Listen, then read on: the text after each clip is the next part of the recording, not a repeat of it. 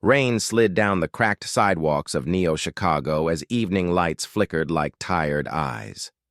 The city breathed with a low mechanical hum, mixed with the sound of traffic flying above the streets. Down below, where old roads still existed for people who could not afford the sky lanes, Rhea Solis hurried with her hood pulled over her head and a delivery pack strapped to her back. She had been running deliveries since she was old enough to ride a bike. Now she was a full-time courier, one of the best on the lower levels. If something needed to be delivered fast, no matter the danger, people called Rhea. She wasn't rich, and she wasn't famous, but she had a reputation for finishing any job. And tonight, she was late. Her shoes splashed through puddles as she waved her arm toward an approaching yellow shape. "Taxi, please!" she shouted. The vehicle slowed, or maybe it glided. Rhea wasn't sure. It looked like an old Earth cab, the kind she saw in old movies. Rectangle body, rounded edges, glowing sign on the roof that said, "Cab." But something about it looked too clean, too perfect, like a reproduction made by someone who had seen a picture of a taxi but never seen a real one. Still, rain was soaking her jacket, and she needed to get across the district before the delivery window closed. She reached for the door handle when the door opened by itself. Rhea froze. The interior looked wrong, not dangerous, just strange. The seats were smooth metal, shaped to fit a body but without cushions. Soft lights glowed from the walls instead of a normal ceiling, and there was no steering wheel. Before she could back away, a calm voice spoke from inside. "Get in the cab. Girl, the galaxy needs you." Rhea blinked. "What?" The voice repeated, polite and patient. "Please enter. Your presence is required. Time is limited." Rhea looked over her shoulder, half expecting a prank crew with cameras, but the street behind her was empty except for the rain. "I think you've got the wrong person," she said, still standing outside. "No," the voice replied. "Identification confirmed. Rhea Solis of Earth. Courier, human. You are the one selected." "Selected for what?" "Entry," the voice said simply. Before she could think further, the rain intensified, cold and sharp against her face. Her pack was growing wet. The job was slipping away. And something in the cab's voice felt strangely sincere, even if everything else felt insane. "Fine," she muttered. "But if this is a trick or a kidnapping, I'm kicking someone." She stepped inside. The door shut behind her with a soft whoosh. The lights grew brighter. A faint hum vibrated through the seat. "Destination locked," the voice said. "Hey, wait, I didn't tell you where I'm going," Rhea snapped. "We are not going to your delivery location. We are leaving Earth." Rhea burst out laughing. It was either that or panic. "Right, sure. Leaving Earth. And next you'll tell me you're an alien spaceship." "Yes," the voice replied calmly. "I am a Valori jump transport, model CAB-42. My disguise is optimized for low-level Earth environments. Please fasten your belt." A belt slid out from the seat and wrapped around her waist before she could protest. "Hey, ask before doing that," she shouted, pulling at the belt. It didn't loosen. A second hum, louder this time, filled the cab. The windows darkened, the streets outside blurred. "Lift off in 3 seconds, Cab 42 said. Rhea's eyes widened. "Hold on! What? No, stop!" But the cab did not stop. In a single breath, the vehicle shot upward. Rhea felt gravity press her into the seat. The city became a swirling mess of lights below them. Her stomach jumped somewhere near her throat. "Stop! Let me out! I didn't agree to this!" she yelled. "Your consent is noted," Cab 42 said. "However, withdrawal is not recommended. A threat has already been activated." "What threat?" A flash of red light streaked past the cab. Something exploded in the clouds above. Rhea screamed. "What was that?" "Tracking drone," the cab answered. "Someone does not want you leaving the planet." "Why me? I'm just a courier." "Exactly," Cab 42 replied. Before she could ask what that meant, Another drone appeared, dropping from the clouds like a metal insect. It fired a bright beam. The cab swerved sharply, throwing Rhea sideways. "You call this safe?" Rhea shouted. "You are alive," the cab said. "This is optimal." Another drone closed in, faster than the first. Rhea's heart hammered in her chest. The cab tilted sharply left, trying to break the drone's lock. Rhea grabbed the seat, knuckles white. Her breathing came fast. "Can't you do something? Shoot back? Turn invisible? Blast it with lasers?" "Negative," Cab 42 said. "My weapons are disabled while disguised as an Earth taxi. Regulations." "Well then, get rid of it some other way." Silence. Then, "Human suggestion noted. Adjusting tactics." The cab suddenly cut power. Everything inside went dark. They dropped downward like a stone. "What are you doing?" Rhea screamed. The drone overshot them, unable to stop its momentum. Cab 42 restarted its engines in a violent burst. They shot upward beneath the drone, smashing into it with a loud metallic crack. The drone spun away and exploded in a brilliant flash. Cab 42 said, "Drone neutralized." Rhea's jaw hung open. "You rammed it." "Yes, you literally rammed it." "It was the efficient option." "That's not efficient. That's crazy." "Your suggestion guided the maneuver. You recommended some other way." Rhea groaned. "Remind me never to give you ideas again." The cab steadied, rising above the clouds. The sky opened into a deep navy color. Rhea stared as stars became brighter, closer, sharper. She had never seen the sky from this high up, not even when she sneaked onto cargo elevators as a kid. Despite everything, she felt a small spark of awe. Then she remembered she was being kidnapped by a talking alien taxi. "Okay," she said slowly. "Explain. Right now. Why me? Why pick a courier from the lower levels? Why chase me with drones? What do you want?" Cab 42 paused, as if choosing the right words. "Earlier today, you completed a delivery." Rhea frowned. "I do a lot of deliveries. This one changed the course of interstellar diplomacy." Rhea stared. "What?" Cab 42 continued. "You transported a data unit. Inside the unit was information stolen from a hostile faction. Your delivery prevented the data from reaching an agent who planned to use it to trigger conflict between your species and others." Rhea blinked. "I didn't know that. I just delivered a package from one office to another." "Yes," CAB 42 said. "That is why it worked. You were not on any surveillance lists. The hostile faction did not consider a human courier a threat." Rhea did not know whether to be insulted or relieved.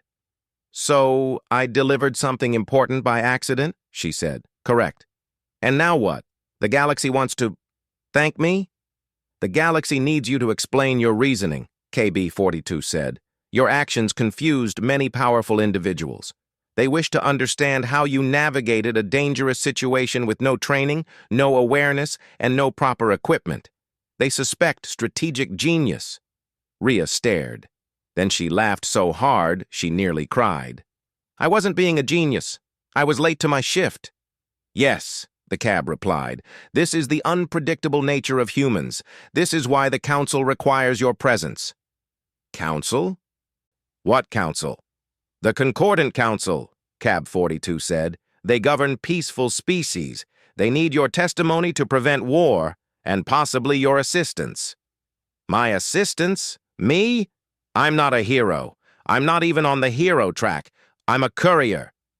"You are a courier who changed the galaxy," Cab 42 said. "Intentionally or not, humans often change things unintentionally." Rhea sat back, overwhelmed. She looked out the window. The blue curve of Earth filled her vision. The dark of space stretched around her like an endless ocean. She whispered, "This is real, isn't it?" "Yes," the cab said. "We are entering low orbit, stabilizing. Prepare for jump." "Jump? Jump to where?" "Another star system." Rhea swallowed hard. Her voice shook. "I didn't ask for any of this." Cab 42 responded with surprising softness. Many heroes do not. The lights brightened. The cabin hummed with a new energy. Rhea felt the seat tighten around her. The stars outside began to stretch, turning into long white lines. Rhea closed her eyes. "Fine," she whispered. "If the galaxy really needs me, then let's go." And with a flash of light, the cab jumped. Humanity, without knowing it, had just sent one of its own to answer the call. The jump ended with a soft thump, like the sound of a heartbeat.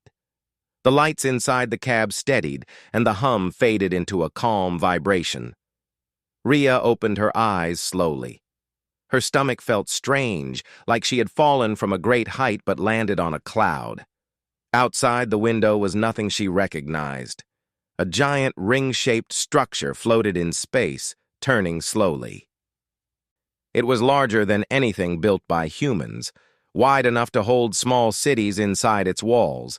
Thousands of shining lights circled its edges. Small ships buzzed around it like insects around a lantern. "Harmonic Station," Cab 42 said. "Main base of the Concordant Council. Please remain seated." Rhea pressed her hands to the window, eyes wide. "It's huge. How many people live here?" "Approximately 700,000 beings," the cab answered. "Multiple species, multiple environments, all peaceful participants." "Peaceful?" Rhea repeated softly. "Good. I like peaceful." Cab 42 did not reply, which worried her. As they approached the station, Rhea noticed something else. Ships were moving out of their way. Some were small and round, others long and sharp like flying needles. A few shone with colors she had never seen before. "They're scanning us," Cabby 42 said. "Standard security." Rhea exhaled. "Okay, that's fine. That's normal, I guess." But her palms stayed sweaty. The cab glided into a docking tunnel filled with soft blue light. When it stopped, the seatbelt unwrapped itself from her waist. Rhea stood slowly, legs shaking. Cab 42 spoke in its calm voice. "You will be meeting the council now. I will accompany you." "Great," she muttered. "I don't even know their names." Cab 42 paused. "There are 17 council members. You may address them as counselor." 17? Rhea squeaked. "Like watching me at the same time?" "Yes." Rhea pinched the bridge of her nose. "Okay, don't panic. Just walk in a straight line and don't insult anyone by accident." She stepped out of the cab. The docking platform was warm beneath her boots, built from a smooth black material that glowed faintly with each step. The air smelled different, cleaner, fresher, with a hint of something sweet. Two tall figures waited for her. One was a slim alien with golden skin and 4 gentle eyes. The other was a floating sphere covered in soft lights. "Rhea Solis of Earth," the golden alien said, bowing slightly. "Welcome. I am Council Guide Araleth." Rhea bowed back awkwardly. "Hi. Hello. Nice to meet you." The sphere pulsed with light. "We will escort you." Rhea followed them through a wide hallway with windows looking out into space. She tried not to stare, but it was impossible. Creatures of every size and shape moved around her, some tall and elegant, some short and wide, some with wings, and some with shimmering skin. Every step brought something more unbelievable. "It's like walking through a dream," she whispered. "It is normal here," Araleth said with a soft smile. "You will adapt." They reached a tall, circular door that slid open soundlessly. The chamber inside was large and bright, shaped like an amphitheater. 17 seats formed a half circle, each holding a different species. Rhea counted horns, feathers, metallic limbs, and at least one counselor whose body looked like a cloud inside a glass shell. In the center of the room stood a single platform. "For you," Araleth said gently. Rhea stepped onto it. Cab 42 rolled in behind her, unfolding small stabilizing arms as if preparing for a formal meeting. A counselor with shimmering blue scales raised a hand. Rhea Solis, you have been summoned to explain your actions that affected interstellar security. We request clarity. Rhea swallowed. I'll try. Another counselor, whose body was made of softly glowing crystals, leaned forward. Your delivery prevented a dangerous data exchange. How did you know to intervene? I didn't, Rhea said honestly. I was just doing my job. A package, from one place to another. Nothing fancy. The counselors whispered in various tones, hums, clicks, and ripples. A floating jelly-shaped counselor asked, "Yet you changed the fate of multiple species." I was running late, Rhea said. That's the truth. Silence. Then a soft murmur, confused and curious. Rhea took a deep breath. Look, things on Earth aren't simple. People like me, we don't have big plans or fancy tech. We work. We try to survive. We deliver things because someone has to. I didn't save the galaxy. I just didn't want to be fired. One of the counselors laughed, a warm, gentle sound like wind chimes. Humans are unusual. Another counselor spoke, voice deep like thunder.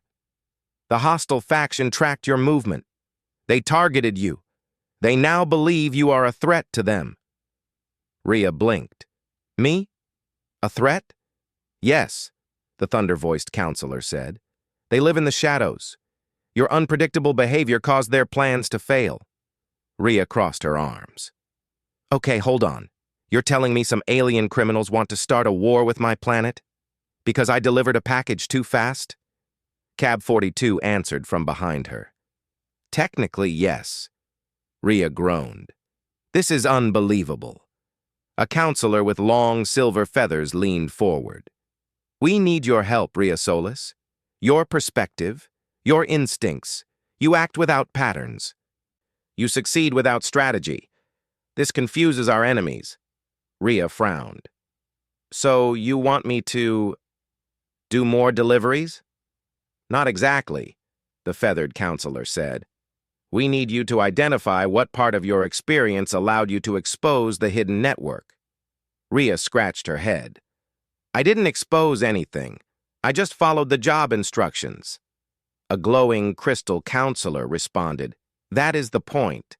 Humans do not see systems the way other species do. You walk paths others ignore.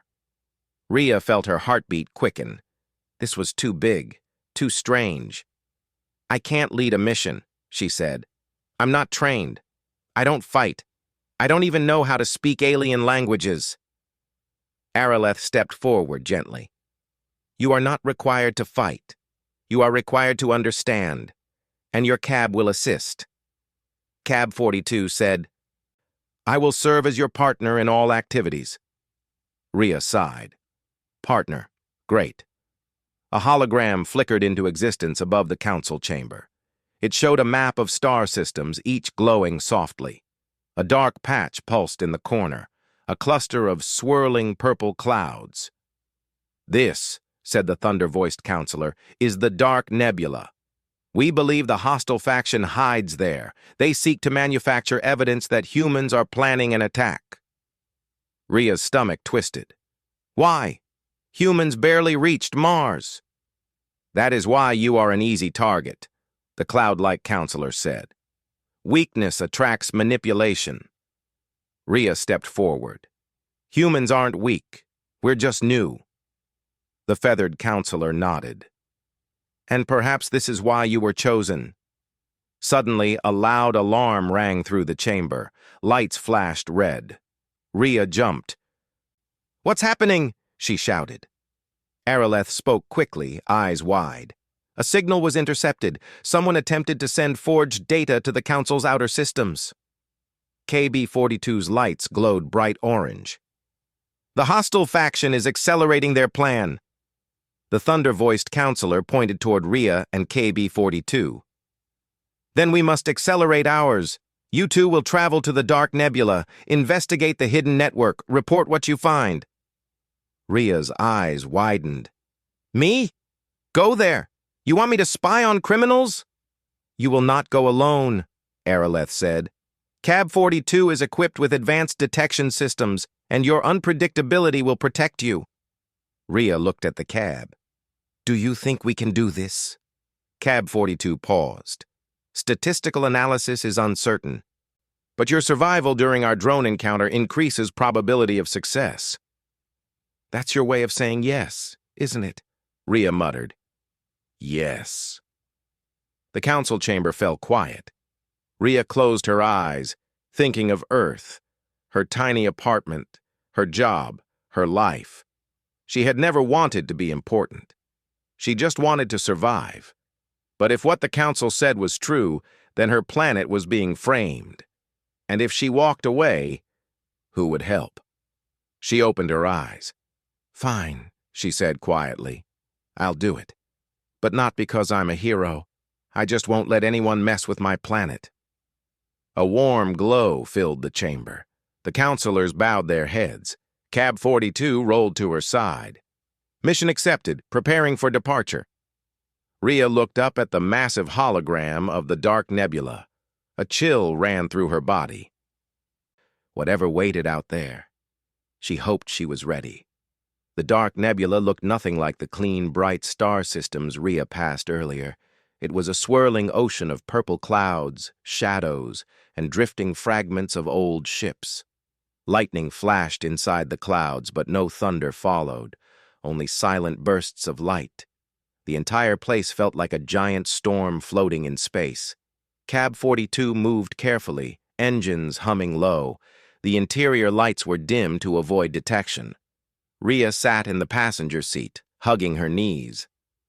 I hate this place, she whispered. It is statistically unfriendly, Cab 42 agreed. Sensor visibility is low. Enemy hideouts are likely. Rhea tried to laugh, but it came out weak. Thanks for the comfort. They passed a cluster of floating metal pieces, broken hulls, shattered wings, dangling wires. Rhea swallowed. Cab, is this a ship graveyard? Yes. Did they all crash here? Some crashed, some were abandoned, some were destroyed. Rhea shivered. Great. Perfect place for a secret criminal base. Cab 42 beeped softly. Incoming signal. A screen lit up on the dashboard showing a map of the nebula. A red dot blinked in the center. This is our lead, the cab said. An energy signature matching stolen Earth technology. That's where they're hiding? Rhea asked. That is where they are hiding, the cab confirmed. They moved closer. The clouds thickened, darkening the windows. Rhea felt her heartbeat rise as she saw something large forming in the mist. A station, if it could be called a station. It was a crooked structure made of stolen ship parts welded together. Lights flickered on the outer frame. A long tunnel extended from the center like a giant metal throat. Rhea frowned. That looks unsafe. It is unsafe, Cab 42 agreed. We should proceed. Rhea rolled her eyes. You're bad at pep talks. The cab glided toward the station, stopping near a small dock. A circular door clamped onto them with a hiss. The cab dimmed its lights and whispered, Rhea, we must disembark. Stealth mode activated. Rhea stood, hands shaking slightly. Okay, no one panic. We're just breaking into a criminal base filled with aliens who want to start a war. That is correct, Cab 42 said softly. Rhea stepped out. The air inside the station was cold, thin, and smelled faintly of metal and burnt ozone. Lights flickered overhead. Distant footsteps echoed through the tunnels, heavy, slow, mechanical. Stay close, she whispered. Cab 42 rolled beside her quietly.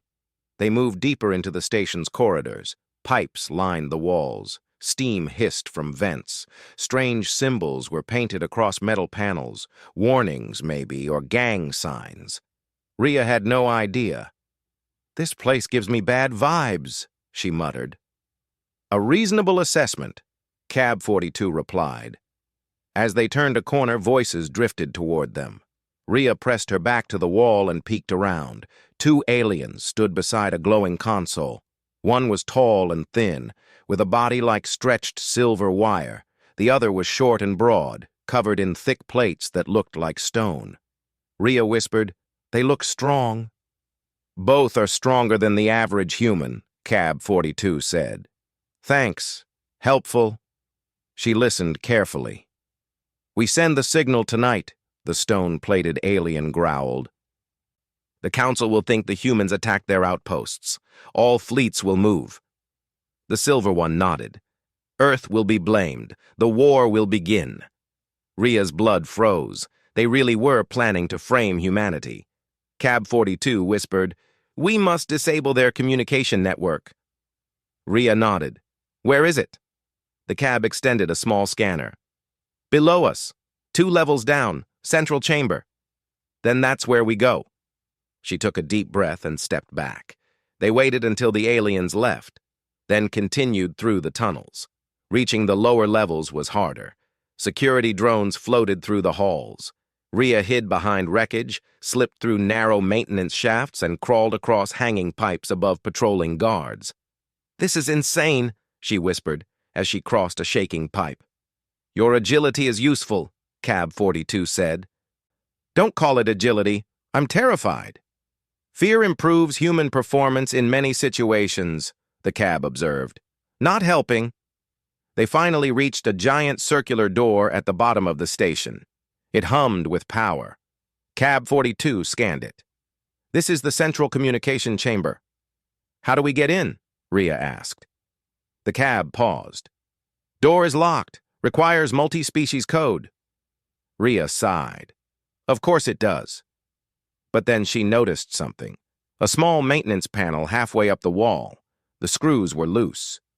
"I can climb in through there," she said. "That panel is not designed for human entry." "Yeah? Good thing I'm small." It took effort, but she climbed the wall using pipes as handholds. She pulled the panel open and squeezed inside. Cab 42 rolled below her, watching. The small tunnel inside the wall was pitch dark, so she turned on the tiny light on her wristband. The metal tubes inside the tunnel were warm, humming with energy. She crawled forward. "Rhea," Cab 42 whispered through her earpiece. "Multiple life forms approaching the chamber entrance." Of course they were. Rhea moved faster. "I'm going as fast as I can." "You must reach the central node," the cab said. "It is the glowing sphere in the room." "I'll figure it out." She reached the end of the tunnel, a vent overlooking the chamber. She carefully pushed it open and dropped down onto a walkway. The room was huge. Glowing cables ran through the ceiling. In the center floated a bright sphere of swirling data. "That's our target," she whispered. She crept closer when suddenly, bang! The entrance door opened. Dozens of syndicate members rushed in. Rhea ducked behind a console. Cab 42 spoke in her ear, calm but urgent. "Rhea, you must act now." She peeked out. Guards surrounded the sphere. She had no weapons, no fancy tech, just her backpack, her hands, and her stubbornness. "What do I do?" she whispered quickly. Cab 42 answered, "Humans excel at improvisation." Rhea stared at the glowing sphere. Improvisation. Right. She grabbed a metal rod from the floor, a broken piece from some machine. She breathed in, then sprinted straight toward the sphere. "Hey!" she shouted. The guards turned in shock. Rhea leapt, using a railing as a step. She slammed the metal rod directly into the glowing sphere. The room exploded in a burst of white light. The floor shook. The lights flickered wildly. The sphere cracked open, releasing sparks of broken data. The guards screamed in confusion. Rhea flew backward, landing hard on the ground. Her ears rang. Cab 42's voice came through faintly. "Rhea! Rhea! Respond!" "I'm okay," she gasped, rolling to her knees. She stumbled toward the exit, but the syndicate guards had recovered. One aimed a weapon at her. Before he could fire, a loud blast echoed through the chamber. Cab 42 burst through the door, smashing the guard with its reinforced side. "Run!" the cab shouted. Rhea didn't argue. They raced through the hallways as alarms blared. "You're hurt," Cab 42 said. "Your energy levels are low." "I'll live!" Rhea yelled, jumping over debris. An explosion shook the station. The communication system was collapsing. They reached the dock. Cab 42 opened its door. "Get inside!" Rhea leapt in. The cab sealed itself and blasted out of the station as the structure behind them sparked violently. The station didn't explode. It simply went dark.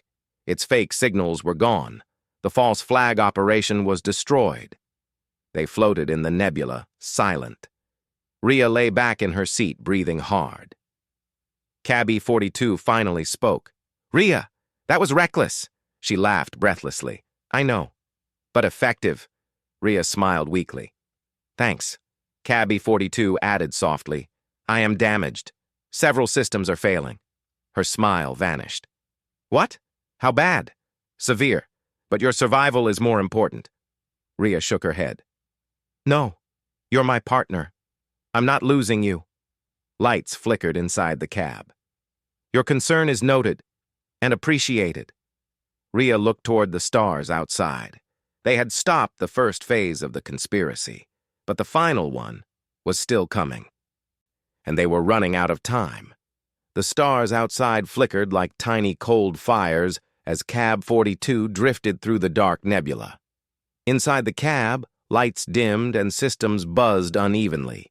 Rhea sat beside the dashboard, gripping the metal frame. "Cab, stay with me, okay?" she whispered. The cab's voice came out softer than before, like a speaker with fading power. "I am operational, but my systems are compromised. The damage from the station is more serious than calculated." Rhea shook her head firmly. "You're not shutting down, not on me." "I will hold as long as possible," CAB 42 said. "But we must return to Harmonic Station. The Council must learn what happened." "Then let's go," Rhea said, voice steady though her hands were trembling. The cab's engines sputtered, flickered, then ignited again. Slowly, carefully, Cab 42 pushed forward, leaving the dark clouds behind. Rhea leaned her head back and exhaled. They had destroyed the Syndicate's communication hub, but the criminals had already sent part of their false message. The Council might be reacting right now, believing Earth had attacked them. "We need to hurry," she whispered. "Our speed is limited," Cab 42 said. "Then push every limit you have," Rhea said. "Earth doesn't deserve to be blamed." There was a pause. Then Cabby 42 replied, "Continuing at maximum safe power." The stars blurred as they accelerated. Hours later, Harmonic Station appeared, glowing like a giant halo in the darkness. But something was wrong. Emergency lights flashed across its outer rings. Ships raced in and out of docking bays. Dozens of council fleets were moving into formation. Rhea felt her stomach twist. "They're preparing for war." Cab 42's lights flickered again. "We must dock immediately." The cab barely made it into a docking cradle before its engines failed. The door opened slowly, as if even the hinges were tired. Rhea jumped out. "Cab, can you still move?" "Minimal mobility," the cab replied, "but enough to accompany you." Rhea helped guide the damaged AI as they entered the station. The halls were filled with rushing messengers, flashing alerts, and nervous council members. Araleth, the gentle golden-skinned guide, spotted them and hurried over. "Rhea, Cab 42, you returned," Araleth said, relief clear in all four eyes. "We feared the worst." "We found the Syndicate's base," Rhea said. "We found everything." Araleth's face tightened. "You must come to the council chamber, immediately." Cab 42 rolled beside Rhea, slower than usual. Sparks crackled softly from one of its side panels. "Stay with me," Rhea whispered again. "Always," Cab 42 answered quietly. The council chamber was chaotic. Councilors shouted in their own languages, holograms flashed with warning symbols, and fleet commanders demanded directions. When Rhea entered, the noise fell into heavy silence. She stepped onto the center platform. Cab 42 parked beside her, lights flickering. The thunder-voiced counselor stood.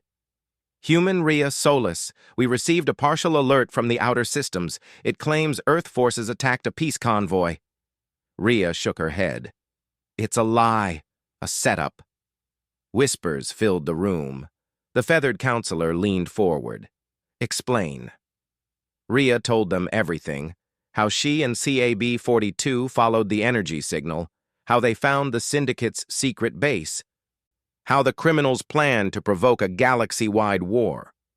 She described the communication chamber, the glowing sphere of stolen data, the alien guards, and how she smashed the device before the full message could be sent. And Cab saved my life, she added. He's hurt because of me. Cabby-42 said, Correction. I am damaged because protecting you was statistically optimal. Some counselors smiled faintly. When she finished, the chamber fell silent. The glowing crystal counselor finally spoke. The Syndicate manipulated us. The false message must be invalidated. Another counselor added, But the fleets are already mobilized. They await confirmation. We confirm truth now, Rhea said strongly. She stepped closer to the counselors. I know I'm not a leader. I'm not a soldier. But I saw that base with my own eyes. Those criminals want a war that humanity didn't start. And if you go through with the attack, you'll be doing exactly what they want.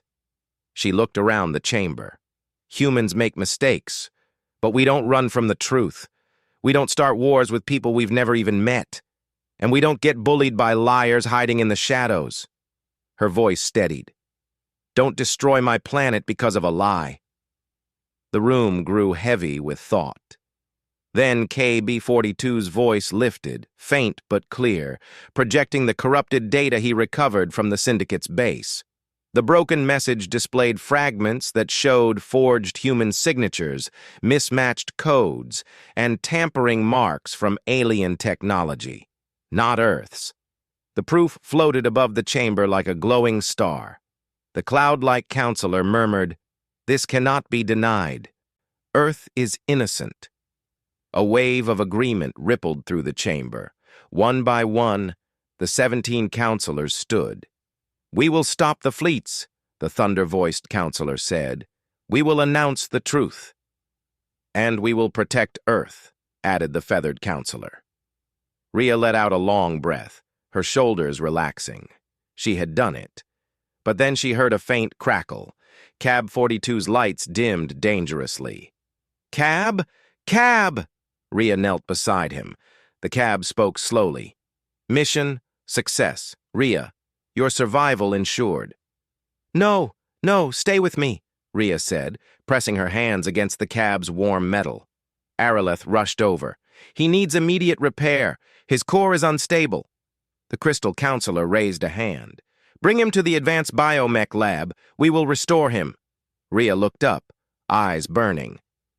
Promise me he'll be okay. You have my word, the counselor said. Rhea stayed beside the cab while several technicians gently lifted his core chamber and took him away for emergency restoration. Cab-42's voice faded as he was carried out. Rhea, statistically, you are exceptional. Then silence. Rhea stood alone, heart heavy. Hours passed. The fleets were recalled. The Council broadcast the truth across the galaxy. The Syndicate fled into hiding again, scared, exposed, and no longer able to blame Earth. Rhea waited outside the biomech lab. Her hands fidgeted. Her legs shook. Every time the door opened, she jumped a little. Finally, the silver-skinned technician stepped out. Rhea Solus, they said with a warm tone. You may see him. Rhea ran inside. Cab-42 stood on a platform, freshly repaired. His metal body gleamed brighter than before. His lights glowed steady and strong. When he saw her, his voice returned in its usual calm tone. Rhea, I have completed restoration. She grinned. You're back. Yes, he replied. I am fully functional and equipped with new upgrades. Upgrades? Rhea raised an eyebrow. Fancy. Necessary, Cab-42 said. They rolled together out of the lab. Arileth approached them with a small silver badge. "This is for you," Arileth said. "Recognition from the Concordant Council. You are now an honored ally of the galaxy." Rhea blinked. "Me? Really?" Arileth smiled. "You changed everything." Rhea held the badge and chuckled softly.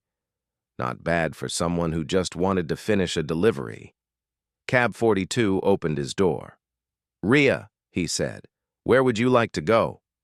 She looked at him, then at the stars outside the station windows. A whole galaxy waited out there, strange, beautiful, dangerous, and full of secrets.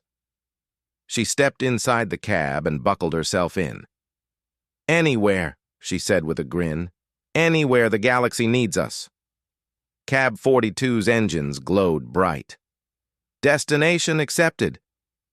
The cab lifted smoothly, gliding toward the stars, and together they raced into the future, a human and a biomech cab, unstoppable partners in a galaxy that would never forget them.